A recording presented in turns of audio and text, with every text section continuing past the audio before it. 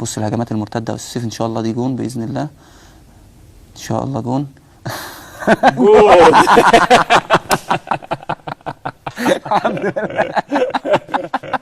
دي لقطة الموسم بقى ان شاء الله، جون وجون.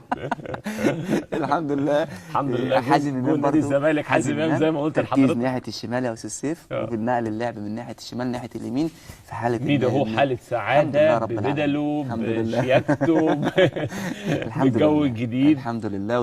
وده اللي احنا كنا بنركزين فيها السيف، ان احنا زار سمعوني ولا ايه؟ ده الجنب الشمال اشتغل اهو، اول كوره الجنب الشمال اشتغل فيها حازم اهو. الحمد لله رب العالمين، الحمد لله. ده حاجه برضو الحمد لله بتطمنا ان كده نادي الزمالك فعلا وفكر ميدو فعلا بيظهر في الملعب. الشماريخ هو في جمهور هناك؟ زمالك ده زمالك حد مصري ده اكيد 100% برضه ما بيسيبوش الشماريخ حتى هناك في النيجر يعني.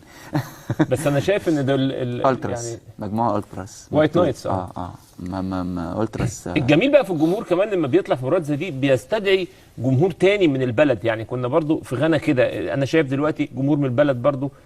ما هو السيف في منافس، يعني مثلا لو هي ما بتحصلش هنا في مصر كتير، بس تلاقي مثلا ايه الاهلي بيلعب حد في بطوله افريقيا، تلاقي مثلا ممكن من الناس المتعصبين قوي حد من الزمالك رايح